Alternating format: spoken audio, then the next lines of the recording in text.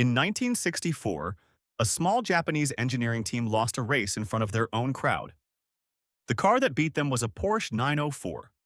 The car that lost was Japanese, home-built, and it stung. That loss didn't end the story. It started it.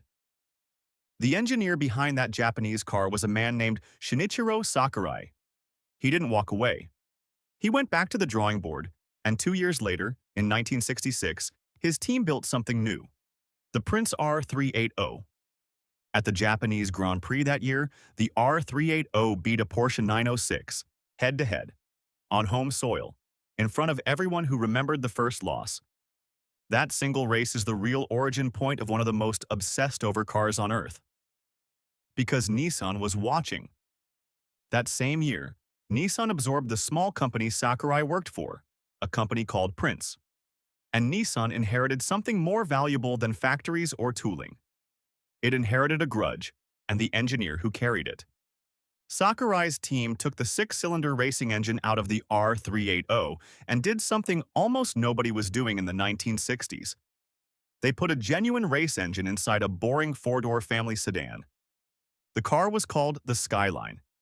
In February 1969, Nissan released a version of it that would change everything. The PGC-10. On paper, it looked like nothing. 4 doors, round headlights. The kind of car a bank manager might drive. Under the hood was a 2.0-liter, dual overhead cam, 4-valve per-cylinder engine putting out 160 horsepower at a time when that number was almost unheard of in a production car.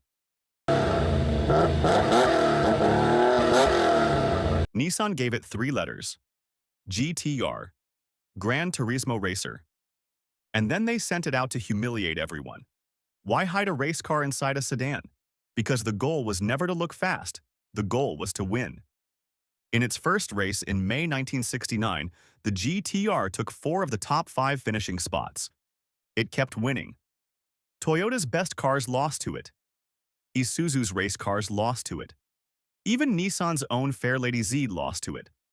By the time its dominance finally ended, the GTR had strung together somewhere around 50 consecutive victories. 50. In a row.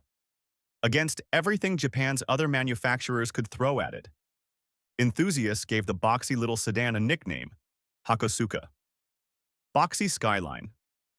A car nobody outside Japan had heard of was already becoming a legend inside it. Then, in 1973, it just stopped. A global oil crisis hit. Emissions regulations tightened. The car that terrorized Japanese racetracks quietly went out of production, and Nissan built no direct successor. For 16 years, the GTR name simply didn't exist.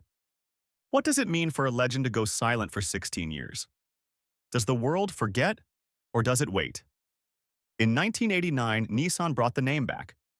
The car was the R32 Skyline GTR, and this time the ambition wasn't just to win in Japan.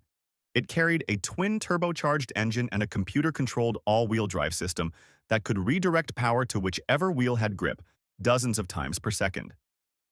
Technology that had no real equivalent in a road car at that price. It went racing again. And it did not just win. It won 29 races in a row in Japan.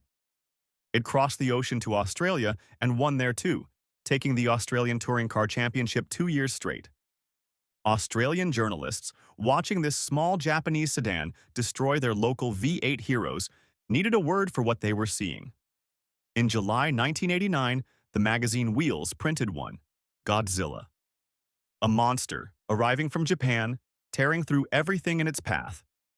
By 1993, Australian racing officials changed the rules. Not to fix a loophole, to stop the car from winning again. Think about that for a second. A road-derived Japanese sedan got legislated out of a sport because nobody could beat it fairly. That's not a footnote in car history. That's a company finally settling a score that started decades earlier, with a losing driver watching a Porsche cross the finish line first. For years after that, Americans mostly couldn't touch one. Strict import laws kept the R32, R33, and R34 generations out of the United States almost entirely, which only deepened the mythology. A car people couldn't legally own became a car people obsessed over anyway, chasing it through video games and gray market imports instead. In 2007, Nissan did something that would have been unthinkable to the original team. They dropped the Skyline name entirely. The new car, the R35, stood on its own, simply the Nissan GTR. It launched to directly challenge Porsche, the same manufacturer whose car had started this whole chain of events back in 1964 on a track in Japan with a young engineer named Sakurai watching his car lose. So here's the reframe. The GTR was never really about speed for its own sake. It was never about lap times or horsepower figures on a spec sheet. It was built by people who lost once, in public, and decided that would never happen again. Every generation since has carried that same original grudge forward.